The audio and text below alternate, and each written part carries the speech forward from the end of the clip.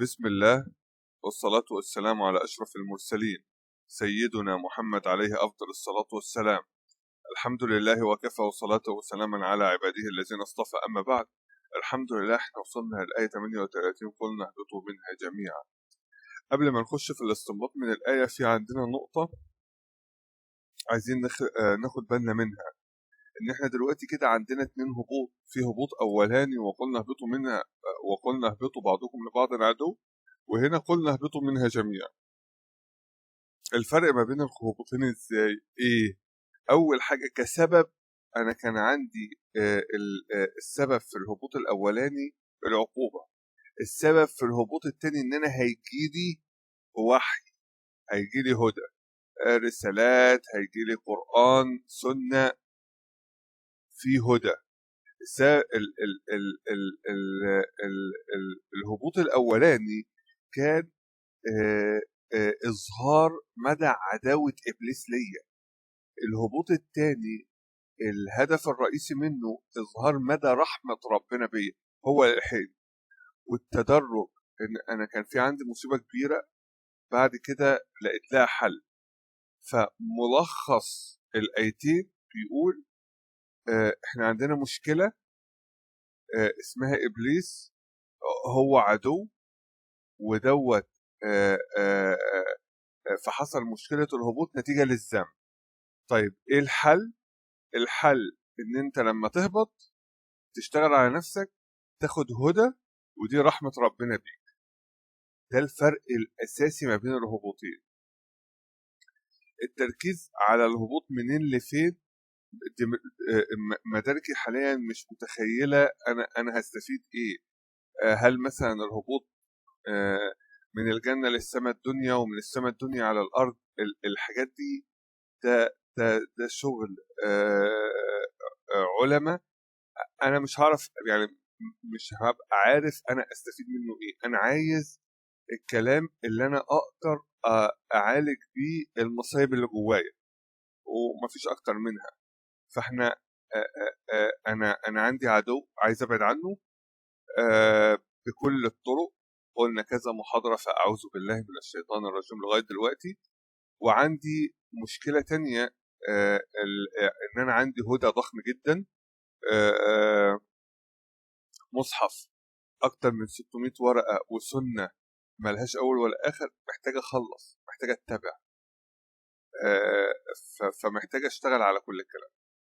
طيب نخش بقى في الاستنباط. أول حاجة اهبطوا منها، اهبطوا منها. كلمة اهبطوا منها يعني الدنيا الأصل؟ طبعا لا، بدليل ان انا نزلت عليها. فانا بدام نزلت اهبطوا منها من من من من مكان تاني، يبقى المكان التاني هو كان الاصل. فانا بدام عندي مكان تاني هو الاصل، يبقى انا محتاج اشتغل على نفسي عشان ارجع للمكان التاني. يبقى تعلق القلب بتاعي لازم يشتغل على المكان الاولاني، ما تعلقش بالمكان اللي انا نزلت له. طيب التجربة نفسها مش هي النهاية. يعني كلمة اهبطوا ده مش معناها طرد نهائي، لأن بعدها مباشرة ربنا قال فإما يأتينكم مني هدى. يعني النزول في حد ذاته مش قطع الأمل، وعايزين نخلي بالنا من النقطة دي. لأن احنا طول ما احنا في الدنيا في اهبطوا واصعدوا، اهبطوا واصعدوا، لغاية لما بإذن الله نرجع تاني للموطن الأساسي بتاعنا. ولازم نبقى عارفين ان فكرة الهبوط في حد ذاتها ممكن تنقلني لأعلى عليين. يعني انا لما اهبط في مشكلة، المشكلة ديت لو انا اشتغلت عليها صح بتعليني لأعلى أعلى حتت. عشان كده انت ما بتلاقيش نجاحات بأي حال من الأحوال، سواء كان في حياتك أو في حياة اللي حواليك أو حتى في حياة الأنبياء والأثر، إلا لما بتلاقي فيه هبوط رهيب حصل قبلهم. والله أعلم إنها في نسبة، ربنا يسلم كل واحد فينا، بس في نسبة محترمة ما بين الهبوط، نسبة الهبوط ونسبة الارتفاع. يعني مثلا لما تيجي تبص على سيدنا يوسف تلاقيه نزل في غيابة الجب. ايه اللي حصل؟ قعد على خزائن مصر. يعني الضربات، هو بعد كده دخل السجن. الضربات هي اللي بتوصل، من غير ضربات مش هتوصل. فنبقى نخلي بالنا من النقطة دي. فمش كل نزول خسارة. آه، احيانا بنفتكر ان اي حاجة تقلل من وضعنا او بتغير حالنا للأسوأ بتبقى خسارة، لكن هنا الهبوط كان مقدر من ربنا وفي فرصة للتوبة والهداية. ممكن يحصل لي موقف احس ان الحياة خلاص، بس لو بصيت كفرصة ممكن تلاقي انها سبب الرفعة بعد كده، وهو ده الحقيقي اللي بيتم. القرار مش فردي لكنه جماعي. اهبطوا كلكم، كلكم. يعني مش آدم لوحده، لكن حواء عليها السلام، الذرية كلها. وده بيعلمنا ان قرارات الإنسان مش بتأثر بس عليه، بتأثر على كمان اللي حواليه. فخلي بالك انت كرب أسرة او انت كربة أسرة، ان القرار اللي بتاخديه مش بيأثر بس عليك، في اهبطه. طيب النقطة اللي بعد كده جميعا.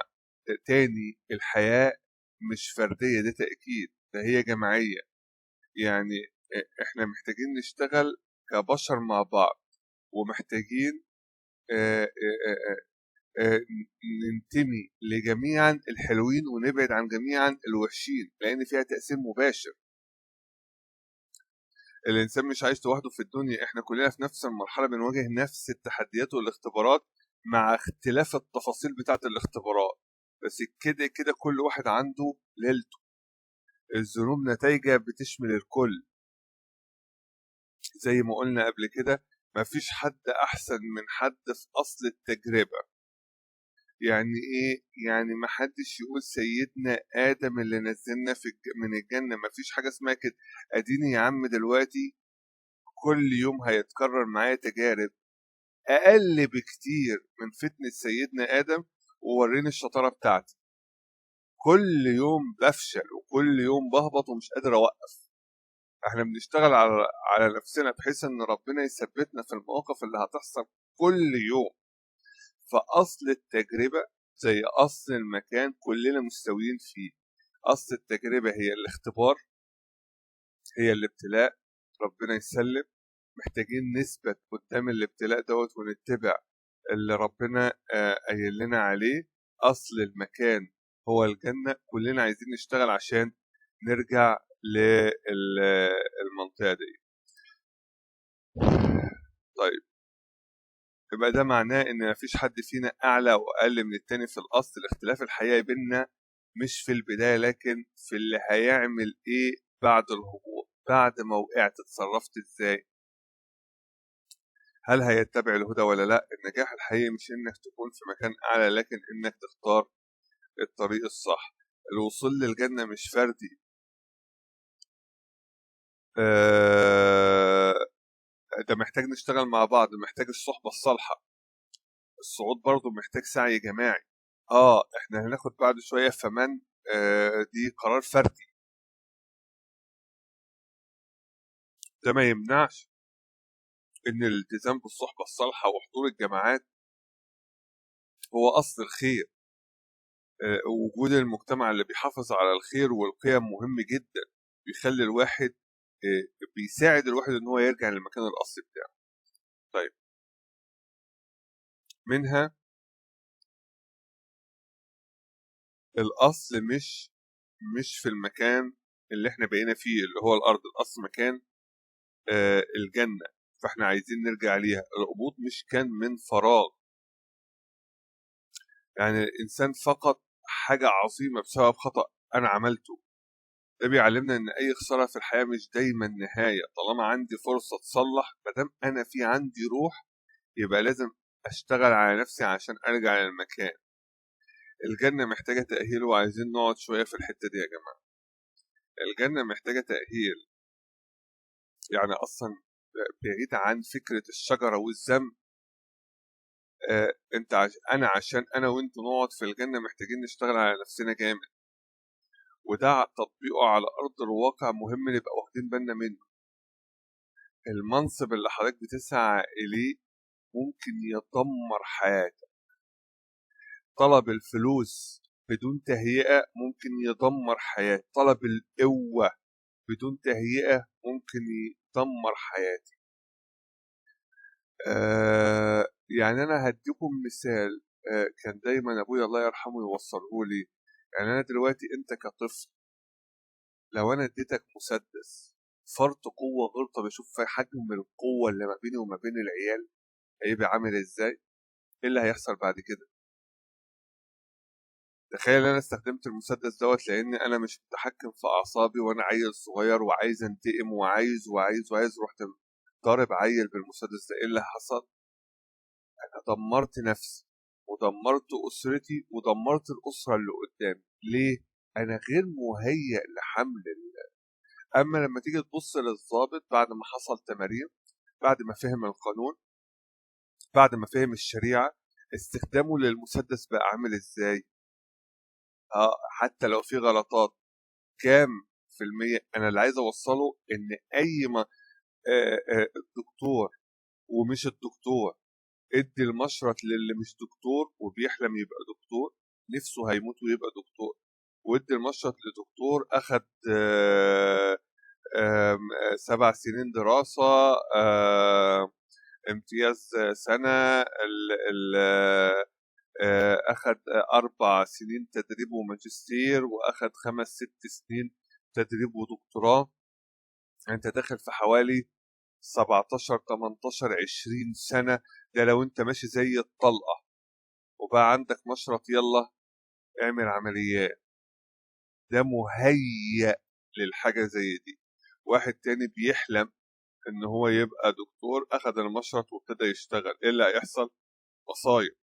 فخلي بالكم ان وحاجات بقى كتير. فطلب المكان كفيل ان هو يبوظ على الواحد. وعسى ان تحبوا شيئا وهو شر لكم، وعسى ان تكرهوا شيئا وهو خير لكم، والله يعلم وانتم لا تعلمون. الوصايا ان انا احط وسط النفس عشان اتنقل لمكان معين كفيل انه ممكن لو انا مش مهيأ للمكان ده. طيب إيه الهدف من الكلام ده كله؟ ايه ان فكرة النقلة من مكان لمكان آآ آآ سواء كان بالهبوط او بالصعود آآ آآ معقدة ومحتاجة تدابير إلهية مرعبة. فبنسأل ربنا طول الوقت ان هو يدبر لنا الامور. انا ببقى فاكر بالطلب بتاعي ان انا بتنقل لحته حلوه وفي الاخر بكتشف ان انا لبست في الحيط. فعايزين نخلي بالنا من النقطه دي.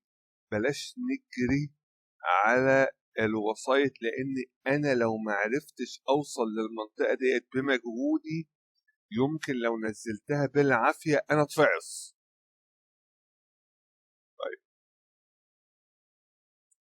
الفقد نتيجه التعدي على الحدود. شوف هو ذنب بسيط بس انا طلعت منه، ودي النتيجه لكل انواع الذنوب. احنا هنفرد محاضره كامله لاثر الذنوب واسم الله التواب، فيمكن اكتر من محاضره للموضوع دوت. فخلي بالنا ان ده بيعلمنا ان اي تجاوز بحدود ربنا حتى لو كان بسيط ممكن يؤدي الى خسائر كبيره. يعني الغلط الصغير مش بسيط زي ما بنشوفه، لكن ممكن يكون بدايه سلسله من الاحداث اللي تنتهي بخساره كبيره. فاما يعني الاختيار في ايدي. انا عندي احتمالين ومفيش فيهم اجبار والقرار بيرجع لي. ربنا مش بيفرض عليا هدى، هو مديني الهدى. عايز تهتدي اهتدي، عايز تشتغل على نفسك اشتغل، مش عايز براحتك. بس النتائج واحدة، اللي هيهتدي يخش الجنة، اللي مش هيهتدي هيخش النار. ربنا يدخلنا كلنا الجنة. زي حد واقف على مفترق طرق معاه خريطة هو اللي بيحدد انا اخش يمين ولا اخش شمال. مفيش منطقة رمادية، يعني مفيش في النص.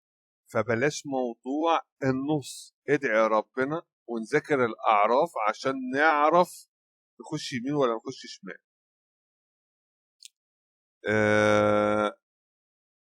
لأن اللي مش ماشي كمان في طريق الهداية، نخلي بالنا من النقطة دي، بشكل غير مباشر هو ماشي في طريق العكس. يعني انت يا هتتبع آه، رب العزة والرسول، او هتتبع ما تتبع الشياطين، مفيش في النص. فخلي بالك، كل ما تمسك المصحف اكتر كل ما تبعد عن الشيطان اكتر، كل ما تسيب المصحف اكتر كل ما تروح ناحية الشيطان اكتر. الهداية مش مرة واحدة لكنها مستمرة. فإما ويأتينكم، مش أتاكم، فإما فإما إما إما إما، يعني مش مرة واحدة بس. الهداية بتيجي في أوقات مختلفة. المهم إن أنت قلبك يبقى حاضر للهداية اللي موجودة. عندنا كام آيات بتنزل لكل واحد كل يوم، وبرضه الواحد بيفرط، مفيش فايدة. حتى بعد الغلط الفرصة موجودة. فشوف، حتى بعد الهبوط، أنا بعد ما هبطت فإما يأتينكم مني هدى. طيب نخش على يأتينكم. الهداية مش بعيدة لكن بتيجي لغاية عندي. يأتينكم فعل مضارع يعني مستمر، يعني هي مش هتيجي مرة واحدة، هتيجي 95 مليون مرة في اللحظة. شوف رحمة رب العز. ويأتينكم هتوصل لغاية عندي، مش أنا كمان اللي هسعى لها. بس المهم إن إحنا نبقى مستعدين قلبيا إن إحنا نتقبلها. كلنا، مفيش حد واحد مننا مش هيجيله هدى، كلنا هيوصل الهدى لغاية عندنا. المهم يبقى فيه قلب يستحمل الموضوع ده. يبقى الهداية مش بعيدة لكن بتيجي لغاية عندي، مش محتاجة انك تلف الدنيا تدور عليها، هي بتوصل لك في وقت معين وبطريقة معينة. ده ترتيبات إلهية، المهم أكون مستعد إن أنا أستقبلها. وده يحصل إزاي؟ يحصل بإن أنا أتقي رب العز، إن أنا أحافظ على الأصول، أحافظ على الفرائض، أحافظ على قد ما أقدر، على قد على قد على قد على قد ما أقدر أشتغل على قلبي. لازم أنظف قلبي. مشكلتنا السوداء وإحنا مش واخدين بالنا مصايب القلوب. ممكن تيجي في موقف، في كلمة من حد في دقيقة تخليني أفكر، أو حتى في آية أسمعها. أنا فاكر إن إن إن كانت في إذاعة القرآن الكريم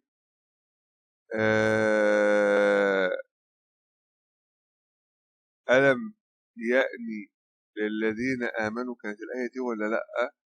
تقريبا كانت هي. أو أفلا يتدبرون القرآن. تقريبا كانت كل شوية في إذاعة التلفزيون، كل ما أفتح العربية عشان أجيب الأغاني إيديا تلف على إذاعة التلفزيون، إذاعة الراديو، تروح جاية داخلة. كل ما أجي أفتح، مش فاكر أنا كانت قعدت بتاعت أسبوعين، أفلا يتدبرون القرآن، أفلا يتدبرون القرآن. كانت بتخش عاملة زي السكينة. والله العظيم فجأة بقول بلساني وأنا معرفش يعني إيه قرآن، بلى هنتدبر القرآن إن شاء الله. فأنت ما بتبقاش عارف الهداية جاية لك إزاي وفين. ف نظبط المواضيع دي وندعي رب العزة. هنشوف من هو بس. الهداية مستمرة ومتجددة. الكلمة جاية بصيغة تأكيد واستمرار، يعني مش مرة واحدة وخلاص. ربنا بعت أنبياء، وبعدهم بعت كتب، وبعد الكتب بيوصل لنا دايما إشارات تهدينا. مش لازم نستنى معجزة. الهداية حوالينا كل يوم، بس ننتبه ليها. الهداية مش بتيجي لوحدها، لازم قلبك يكون مفتوح. كتير من الناس بيوصل لهم الهدى لكن مش بيستجيبوا لأن قلبه مش جاهز. زي المطر اللي بينزل، اللي حاطط وعاء مفتوح هيملاه، واللي سايبه مقلوب مش هيستفيد منه حاجة. زي الأرض، أرض بور وأرض كويسة، مفيش حد محروم من الفرصة. كلمة يأتينكم بتيجي بصيغة الجمع، يعني مش مخصوصة لناس معينة، لكل البشر. مفيش حد محروم من فرصة الهداية، كلنا على نفس الطريق. مني. الهداية مش من حد غير ربنا، الهداية من رب العزة بس. أقوم أنا أخد أولياء أقول لهم اعملوا لي مش عارف إيه، ما قالناش رسول. إحنا لما نحب الهداية يا جماعة، لما نحب ندعي رب العزة ندعيه هو بس، ده رب العزة، العزة كلها من عنده. فعايزين لما نبقى عايزين حاجة نطلبها من رب العزة، ما نطلبهاش من الناس ولا نتحجج بالظروف. ممكن تسمع نصيحة من حد أو تقرأ معلومة، لكن القبول الحقيقي للهداية بيكون بإرادة ربنا. فلو نفسك تهتدي اطلب الهداية من المصدر الصح، ربنا نفسه. الهداية نعمة مش مجهود بس، برضه تاني احنا بنطلبها منه. ولما تبقى تجيلي ما تبقاش فاكر انها بشطارة مني. انا ما مش قاعد اقول محاضرة لممها من الكتب بشطارة مني. ده يعلم ربنا الواحد منظم نفسه بالعافية، من أولها لآخرها نعمة من عند ربنا بيمن بيها على الواحد. ربنا يثبتنا. فكل واحد شايف في نفسه شوية نور، اشكر له، اشكر رب العزة. اوعى تفتكر انها بشطارة او بمجهود منك. صحيانك الفجر مش بشطارة منك، تسكيتك من المصحف مش بشطارة منك، محافظتك على الأذكار مش بشطارة منك. كل الكلام دوت من عند ربنا. هو من جايب لي مني عشان يقول لك انا بس اللي بعمل الكلام ده. الهدايه مش بالعقل بس لكنها بالقلب كمان. في ناس عندها علم كتير لكنها مش مهتديه، وفي ناس بسيطه لكنها قريبه من ربنا، وده بنشوفه على ارض الواقع. الفرق هنا هو ان الهدايه مش مجرد معلومات لكنها نور رب العزه بيزرعه في قلب الواحد. عشان كده ممكن حد يكون فاهم أدلة لكنه مش مقتنع، عارف حاجات بالهبل ملهاش أول ولا آخر. وده أنت تستغربه. أنت ممكن تحفظ الحديث وما تطبقهوش، ممكن تحفظ الذكر وما تقولهوش، ومرة تانية أصلا أنت مش فاكر الحديث فجأة ينور قصادك وتقوله. الصفحة مرة تطير ومرة ترجع. الواحد ممكن وهو داخل على الصلاة يغلط في الفاتحة، يتلجلج. تشوف إمام حرم يتلجلج في الفاتحة. مش بقول إن هو وحش، أنا بقول لكم إن الموضوع في إيد رب العزة كله يا جماعة. ما كانش سيد الخلق علم يا مثبت القلوب ثبت قلبي على دين. يا جماعة الموضوع كبير، إحنا محتاجين طول الوقت نتذلل ليه، طول الوقت نتذلل ليه. إحنا مش عايزين نفضي 5 دقايق تذلل لرب العزة. طب وبعدين؟ الهداية دليل على محبة ربنا. وفي المقابل لما بتشوف، احنا دايما ما بين جناحين الخوف والرجاء. لما بتلاقي ان ربنا بيهديك وبيوديك الجامع وبيعمل لك كده، تعرف ان ربنا راضي عنك وبيحبك فتستبشر. ودي من علامات ان الانسان يشوف ان هو رب العزة بيحب. لان مش كل الناس بتوصل للمرحلة دي. ما هو برضه مش كل الناس قامت تصلي، مش كل الناس قعدت تقول، مش كل الناس قعدت تعمل. فانت ما بين الرجاء وما بين الخوف بنمشي على الطريق لغاية لما نقابله إن شاء الله على أحسن حال. طيب، فمن المسؤولية فردية. احنا قلنا كله كان جماعي، وبعد كده فمن بسم الله الرحمن الرحيم قلنا كتب منها جميعا فإما يأتينكم من هدى فمن تبع. فجأة بقينا دلوقتي واحد. ليه؟ لأن اتباع الهدى كل واحد بشخصه.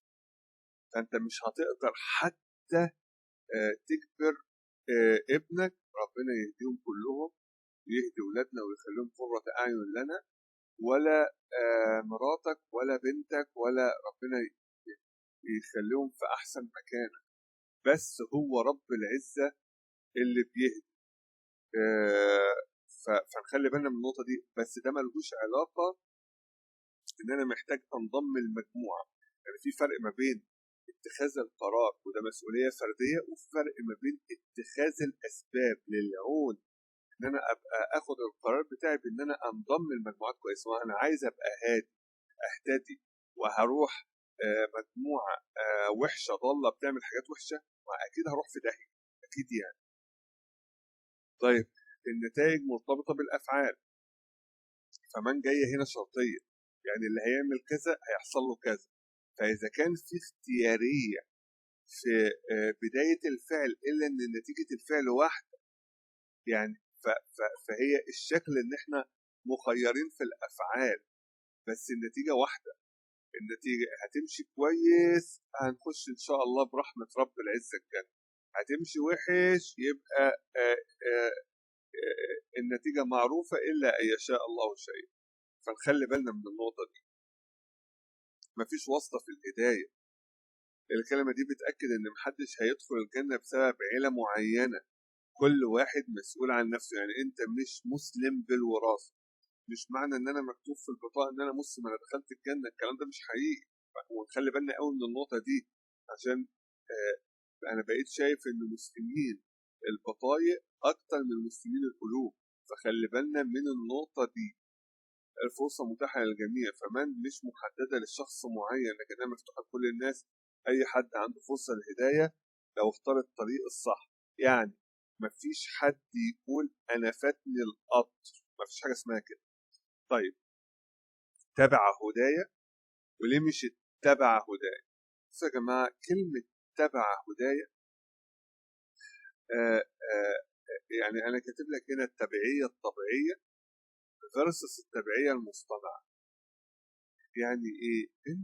انت كل ما بتنظف قلبك كل ما بتبقى اصلا انت قلبك لوحده شايف ان هو ده الصح وده الغلط من الاول، ما انتش محتاج تبذل مجهود في الاتباع واحنا لسه نازلين من الارض. فانت كل ما بتنظف قلبك ناحيه لسه قايم من الوقع، لسه قايم من الوقع، كل ما بتبقى اقرب لاتباع النور. فهنا لسه في الاول، لسه ما تلوث. عشان كده مثلا لما اجي انصح عيالي 14 15 اقول انتوا لسه متكلفين، لسه الملك اللي على الشمال لسه بيبتدي يكتب. انت الاول لما كنت بتعمل حاجات حلوه كان الملك اللي على اليمين بيكتب، الشمال ما كانش بيشتغل. لسه بعد ما بلغتوا لسه الملك الشمال بيبتدي يكتب الذنوب، فانتوا لسه في الاول، لسه الذنوب بسيط. شويه الاستغفار على شويه الاذكار على شويه قران يخلوكم في حته تانية، غير واحد زي بلغ من العمر ما بلغ. انا بقالي برتكب معاصي كام سنه بقى، ايه 35 سنه مثلا بشتغل على معاصي، 30 سنه بشتغل معاصي، فبشتغل على نفسي اكتر، فانا اقرب للاتباع، ببذل مجهود كبير عشان اتبع. العيال الصغيره اقرب للتبعيه، هو اصلا يا دوبك انت بتقول للعيل الصغير كلمه تلاقيه على طول حاضر حاضر، يعني هو حاضر من قلبه، مش بيقول حاضر خايف ولا حاجه، هو مقتنع فعلا. يا ابني مش كده، انت لما بتقرره يا ابني مش انت كده غلط، لما تيجي عندي انا لو جيت شوف انا اللي بقول الكلام ده، لو جيت وقلت لي يا ابني ده مش كده غلط يا حبيبي يا حاج انت مش ده كده غلط، لا مش غلط، ما تفهمش من كتر التكرار. بس لما انظف بقى قلبي، لا انا غلطان حقكم عليا يا جماعه. فانت بتتحكم في قدرتك على التبعيه او الاتباع بقدره نظافه، بشغلك على نفسك انك تنظف قلبك، فما يبقاش عندك مشكله انك تعترف بالذنب. انت عارف انها هم كلهم كام سنه؟ يعني انت لو احنا عشنا زي ما سيد الخلق قال متوسط اعمار الامه 60 سنه، يبقى فاضل 10 فاضل 15 فاضل 20 يا دوبك تشيل هم اللي فات، يا دوبك تشتغل على نفسك. اشتغل على نفسي يا دوبك عشان انا مش فارق معايا مين يقول عليا وحش مين يقول عليا، انا عايز واحد بس اللي يقول عليا حلو. رب العزه يشهد لنا، اللهم امين اللهم امين، ان احنا نستاهل نرجع لمكاننا تاني. قولوا يا رب. الهداية واضحة وسهلة مش محتاجة تعقيد. الإنسان اللي بيكون عنده قلب سليم هيمشي وراها تلقائي بدون صراع داخلي. اللي بيحاول يقاومها هو اللي بيحسها صعبة. ومين اللي بيحاول يقاوم حاجة زي كده؟ اللي عنده هوى، اللي عنده مصلحة، اللي عنده سبوب. التبعية بدون شروط أو تفاوض. انا هحفظ قرآن لو حصل مش عارف ايه، انا هصلي في الجامع بس بشرط ما يبقاش عندي، اصل الشغل في الفجر عندي مش عارف ايه الصبح، مش هعرف اشتغل. كل حاجة اصل ومش اصل ونحط ده دي ده مش هيعلمني تبع. ده بالعافية نخش في مرحلة الاتباع، ده لو عرفت اتبع. فممكن تدل على ان الشخص بيدرس الحاجة الاول ويقرر يمشي وراها ولا لا، واحنا الاصل عندنا الاسلام. انا ملياش دعوة بقى عمل على الست كذا وعمل على الراجل كذا، ده عليه كذا وده عليه كذا. انا كل شويه هبص لها وهي تبص لي، انا كل شويه هبص للاوامر، كل امر على حده وايه الهدف منه وايه اللي مش هدف منه. انا مش هوصل لحاجه اصلا، ومش هعرف استمر حتى على الحاجات البسيطه اللي انا بعملها. فتابع من الاسم بتقول قد ايه الموضوع سهل لو احنا عايزين نسهله على نفسنا. الهدايه محتاجه انسجام مع الفطره. تاني، عايزين نوصل لمرحله الاخلاص. اصبحنا على فطرة الإسلام وعلى كلمة الإخلاص وعلى دين نبينا محمد صلى الله عليه وسلم وعلى ملة أبينا إبراهيم حنيفا وما كان من المشركين. كل يوم بنقولها الصبح، والله وأمسينا على فطرة الإسلام وزيها بالليل. ليه؟ عشان نقعد نمسح ونوصل بالفطرة، بحيث إن بسهولة جدا نرجع لقديمه. قديمه من ساعة لما اتولد، عايزين نرجع للفطرة. هدايا الهداية ملك ربنا وحده، يعني محدش يقدر يهدي حد بنفسه، ولا حد يقدر يهدي نفسه أصلا. حتى الأنبياء ما يقدروش يهدوا أقرب الناس ليهم، زي ما حصل مع سيدنا نوح وابنه أو سيدنا إبراهيم وأبوه. لو عايز الهداية اطلبها من المصدر الصح من ربنا نفسه. الهداية واحدة لكن الطرق متعددة. ربنا قال هداية بصيغة المفرد، مع إن طرق الهداية كتير، كتب سماوية وأنبياء ومواقف. ده معناه إن الهداية في الآخر هو الصراط المستقيم، اهدنا الصراط المستقيم. حتى لو الناس بتوصل له بطرق مختلفة، ونخلي بالنا من النقطة دي. واحد فينا بيحب القرآن، واحد فينا بيحب الصيام، واحد فينا بيحب عنده قدرة كل شوية يطلع يعمل عمرة ويحج، واحد فينا بيحب الصلاة، واحد فينا بيحب القيام، واحد فينا بيحب الصدقات، واحد فينا ما. مش معنى ان انت ربنا فتح عليك فرع من فروع النيل اللي في الاخر هيصب في البحر المتوسط، مش معنى كده انك تلزم اللي حواليك بالتاني، ومش معنى كده انك تحمل نفسك انك تعمل الباقي. التزم وطور في الطريق بتاعك، وربنا ان شاء الله يفتح على الواحد بقية الطرق. امسك في الطريق اللي ربنا فتح عليك فيه. الهداية كاملة مش جزئية. رب العزة بيقول هدايا، يعني الهداية منسوبة لمين؟ لرب العزة. خلاص كده، كل سنة وانتم طيبين. الكتالوج كله مبعوث منه كامل مكمل، مش محتاج لا يزيد كلمة ولا يقل كلمة. احنا محتاجين نبذل مجهود في ان احنا نشتغل على المحكمات ونفصص في المتشابهات. يعني محتاجين نعرف اصلا الهدى دوت تفصيلته ايه، ده المجهود. بس يقينا هو ده اكمل درجات الهدى. وعشان كده يا جماعة، انا لو بقول كلمة، او بمعنى ده، انا لو بقول كلمة ونيتي صح فيها، حتى لو كانت الكلمة غلط، ربنا هيحسبها لنا حسنة ان شاء الله. وعايز اقول لكم انها بتيجي تاني يوم وتتصحح. يبعت لك حد يصححها لك، حد ينتقدك، حد يقول لك، انت تقابلها في مكان تاني، وهكذا. لو كانت النية مش تمام، هلبس في الحيط. فإنما الأعمال بالنيات. ف... ف... ف... فالهداية كاملة مكملة، وإن شاء الله واخدين أجرها حتى لو إحنا غلطانين، بشرط إن أنت ما تبقاش شايف غير ربك. الهداية متاحة لكن مش مفروضة. فمن تبع هدايا، اللي عايز واللي مش عايز، ربنا الغني. احنا الفقراء، احنا اللي محتاجين. وما قالش سأجبركم، وهنعرف في آخر السورة ليه، في آخر الآية ليه ما قالش هجبركم على الهداية. وده معناه إن ربنا بيوصل لنا الطريق، لكن مش بيجبر حد على القهوة. تعالى بقى ناخد الثمار.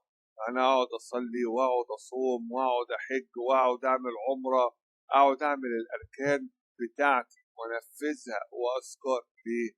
عشان النقطتين اللي جايين. فلا خوف عليهم مبدئيا من المستقبل ولا هم يحزنون على اللي فات، لان كل حاجه متقدره، كل حاجه بايد رب العزه. الامان التام في الدنيا والاخره، الامان التام في الدنيا والاخره.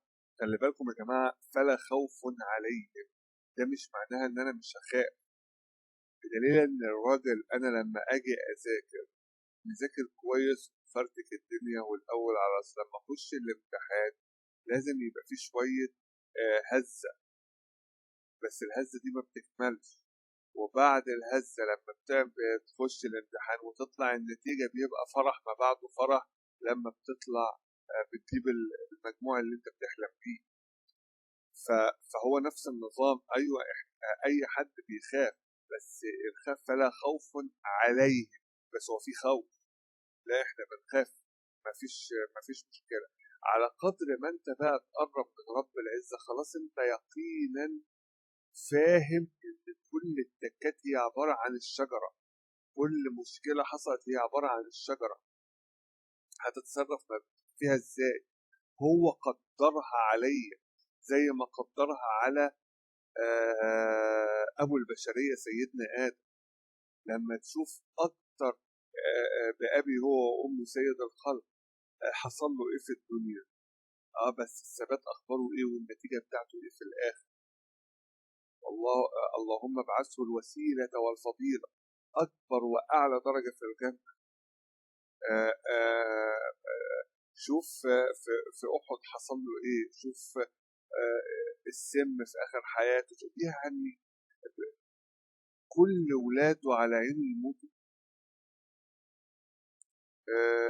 مراته، عمه، يعني اقصد حجم المصايب. ربنا يسلم ربنا يسلم ربنا يسلم، يعني الموضوع بس ومع ذلك الثبات. فهو تلاقي الواحد ضفره ينزل منه نقطة دم، يا لهوي على الجنازة اللي بتتعمل، العربية تتحكم مش عارف الدنيا قامت ولا قعدت. ليه يا حبيبي؟ ليه الواحد كان بيعمل في نفسه كده؟ ربنا ما يرجعها ايام. قال يعني الخبطه ديت مش هتبقى موجوده ولا التعويره دي مش هتبقى موجوده، بس فين الصبر وفين اليقين وفين الايمان وفين الالتجاء لرب العز. ففي فرق ما بين فلا خوف عليهم، لان ديت الوقت اللي احنا عايشينه. خلي بالكم فلا خوف عليهم، نسبه الخوف عندنا والحزن عالي لان تمسكنا بالدين. انا بتكلم عن نفسي ضايع. فالخوف الكلام على المستقبل، ولا كاني انا مالك الدنيا بحيث ان انا هعيش للمستقبل. ايه يا المستقبل؟ بس المستقبل ايه؟ بس جبنا منين الكلمه دي؟ جبنا منين الكلمه دي؟ ايه الضمانه اللي عندك ان انت تقعد للمستقبل اللي انت بتحلم بيه؟ المستقبل هعمل اقساط لمده 10 سنين. طب جبتها منين دي؟ جبت منين الصك ده؟ طب ولما اموت بعد كام ثانيه ايه اللي هيتم بقى؟ مين اللي هيدفع الاقساط دي؟ بنحمل نفسنا الطاقات، ويعرفها أصحاب الأقساط لو منظفين القلب وعايزين يعترفوا بالحق. هم ما بعده هم، ويا ترى أول الشهر ليه معايا الحاجة أشتريها، مش معايا الحاجة ما أشتريهاش.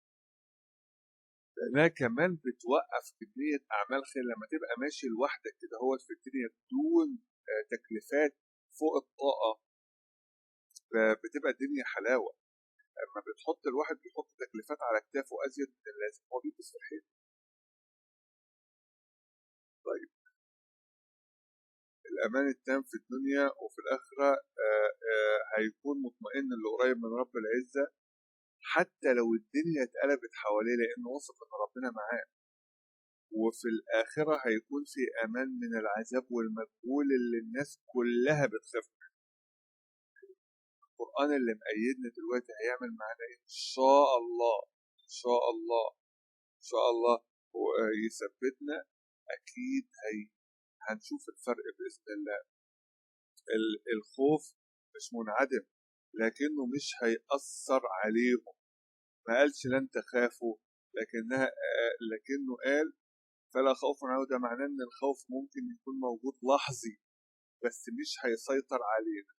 زي اللي بيدخل امتحان وهو مذاكر كويس ممكن يحس بتوتر بسيط لكن عنده يقين انه هيعدي. الفرق بين الخوف والحزن: الخوف من حاجة مستقبلية، الحزن على حاجة فاتت. الحماية الإلهية للمبتدئين كلمة عليهم بتدي إحساس إن هو في درع حديد كل ما قرب من رب العز. فلنحيينه حياة طيبة. يا رب يا رب محتاجينها. ولا هم يحزنون. نفس النظام، مفيش سيطرة للحزن. ممكن أجيب سيرة في الماضي، وبعد كل ما بتقرب من رب العزة الماضي ده ولا كأنه موجود أصلا. مش أجي أتخانق مع مراتي أجيب لها كل القديم وهي تتخانق معايا تجيب لي كل القديم. بنفتح ليه الماضي؟ الماضي ما خلاص خلص. عشان كده هو بتلاقي نفسك أول لما بتيجي تفتكر الماضي تلاقي جسمك سخن. ليه؟ لأنه من الشيطان، والحزن من الشيطان ينيمك خالص، بيوخمك. الفرق ما بين الحزن والخوف قلناه. اللي بيتبع هدى ربنا مش هيعيش في ندم على الماضي ولا هيفضل شايل هم اللي هيحصل، لأنه واثق إن كله بيد رب العزة، وطول ما أنا متبع يبقى إن شاء الله خير مش عقوبة. الطمأنينة الكاملة مع الهداية. اللي ماشي في طريق ربنا عنده راحة نفسية حتى لو حصلت له ابتلاءات. مش معنى كده نسأل الله السلامة، مش معنى كده إنه مش هيواجه صعوبات، لكن الفرق الدنيا كلها بتولع من حوالينه ومع ذلك ثابت طوبة ولا فارق معاه. الله يرحمه أبويا والله، بدل المرة 1000 مرة الواحد يشوفها كل ما بيفتكر الأيام. الدنيا مهما حصل تلاقي بيفرد المصلية ويصلي له ركعتين مخلصة ولا أي حاجة. بيطفي شوية بيتضايق شوية بس ولا حتى بينطق. ربنا يثبتنا يا رب. الدنيا مش النهاية، فما فيش داعي للحزن حتى لو الدنيا اتقلبت وفي الآخر هم كام سنة وهيعدوا على بعضها. مش هقول بقى على الحاجات البسيطة، فما بالكم بالتوافه اللي احنا بنعمل عليها بنقوم الدنيا وما بنقعدهاش. ما بالكم بالتوافه كله بيعدي. برضه تاني نفس كلمة يعني ديت اللي مش عايز، كان العمر كله بيعدي دي مش هتعدي. طيب نقول الملخص في الأسئلة. اهبطوا يعني نزلنا، خلي بالنا إن النزول دوت عشان يقوينا للصعود تاني. ايه الفرق ما بين اهبطوا بعضكم لبعض عدو؟ يعني عدو هنا دي هبوط بيان للعداوة وبسبب الذنب بتاعي. اهبطوا منها جميعا فإما يأتينكم مني هدى، ديت عشان آخد بقى الهدى عشان أرجع لمكاني تاني. فإما يأتينكم مني هدى يعني طول الوقت في اختيار، طول الوقت هيجي لي هدى، طول الوقت هيبقى الهدى للكل، طول الوقت الهدى هيوصل لغاية عندي، مفيش عائد في الهدى. لماذا استخدم كلمة تابعة؟ كل ما انظف نفسي، كل ما اسمع امر حتى لو ما عرفتش. قالوا سمعنا واطعنا واسمع وانظرنا. اصبر يا رب عليا، يا رب يا رب اصبر عليا، انا موافق، أنا كلامك الصح هو الحق، هو الحق، بس انا اللي ضعيف، انا اللي سيء، يا رب اهديني، يا رب رجعني يا رب. بتلاقي نفسك انت موافق على الحق حتى لو انت مش عارف لسه ربنا ما وفقنيش ان انا اعمل. ايه الفرق ما بين خوف ولا يحزنون؟ الخوف من المستقبل والحزن على الماضي. يطبق مفهوم تبع هدايا في الحياة اليومية ازاي؟ اوامر رب العزة، سنة سيد الخلق، وعدم المجادلة. اوامر رب العزة بالقرآن والسنة، وما ينطق عن الهوى هو جزء من القرآن. لماذا وعد الله من يتبع الهداية هدايته بالأمام من الخوف والحزن؟ لأن القلب بيبقى مطمئن مليان يقين إن كل اللي حصل واللي هيحصل بإيده هو بس، فمفيش داعي للحد. الدروس المستفادة من الهداية تأتي من الله وحده، إن أنا لازم أكون هو بس، ما اطلبهاش من اي حد تاني. حتى وانا داخل على المجلس بتاع العلم محتاج ان انا ابقى فاهم يا رب اللهم علمنا. سيد الخلق يقول لي، يدعي لنفسه اللهم علمنا ما ينفعنا وانفعنا بما علمتنا. وانا عايش في دور ان انا عالم، ولا ان انا واعظ، ولا ان انا مش عارف ايه. ازاي يعني؟ الرابط بين هذه الآية وبين الآية 2 في نفس السورة اللي هي ألف لام ميم ذلك الكتاب لا ريب فيه هدى للمتقين. هدى للمتقين دي القرآن، وهنا إرسال الهدى، هم حاجة واحدة.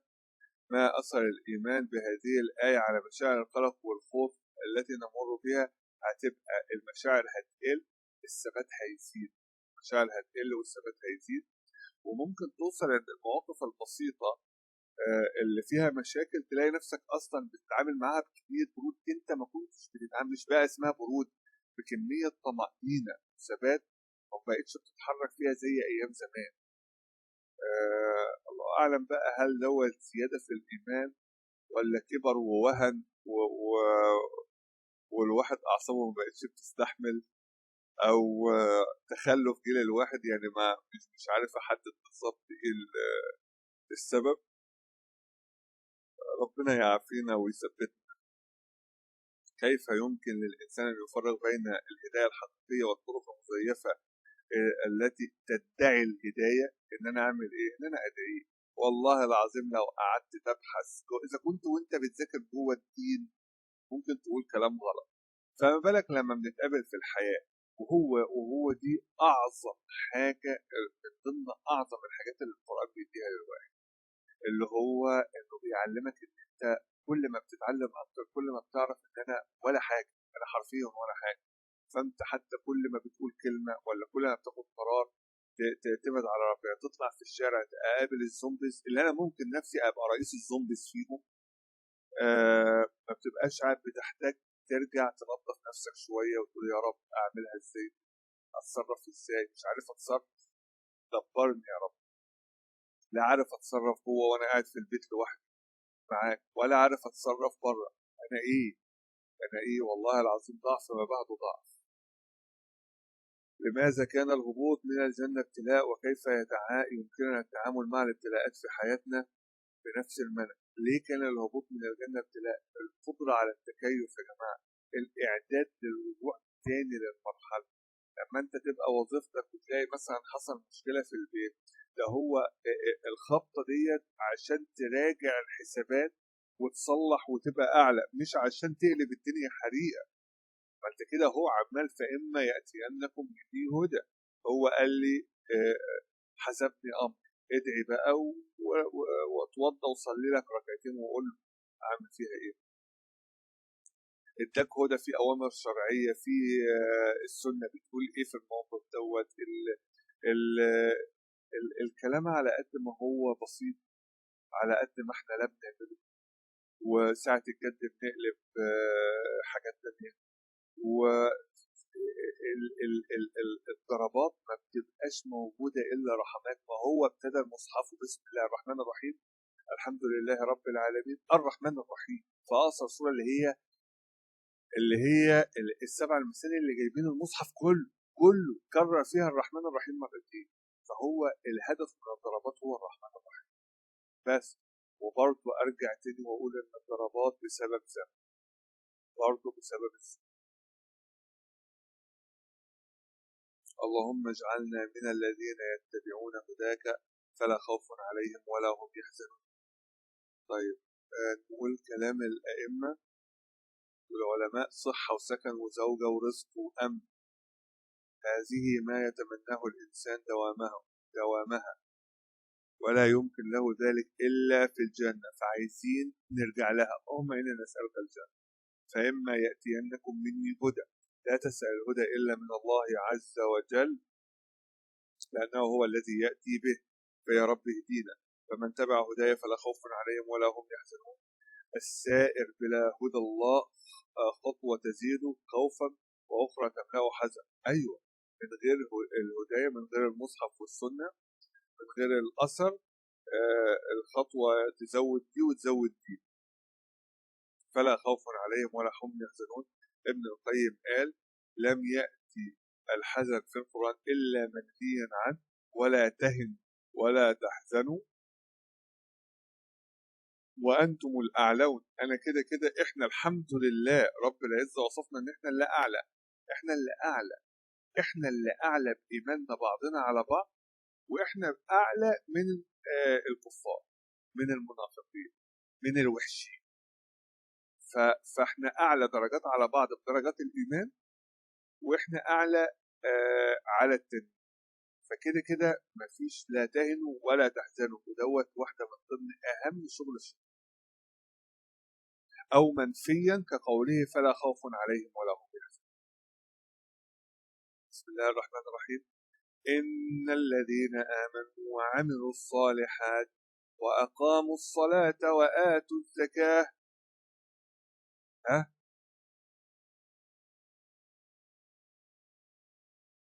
لهم أجرهم عند ربهم ولا خوف عليهم ولا هم يحزنون. الصلاة والزكاة والإيمان وعمل الصالحات. الحزن يضعف القلب ويوهن العزم ويضر الإرادة، ولا شيء أحب للشيطان من حزن المؤمن. وقد استعاذ منه الرسول صلى الله عليه وسلم: وإني أعوذ بك من الهم والحزن، سبحانك اللهم وبحمدك نستغفرك ونتوب إليك، نشهد أن لا إله إلا الله وأن محمدا عبده ورسوله.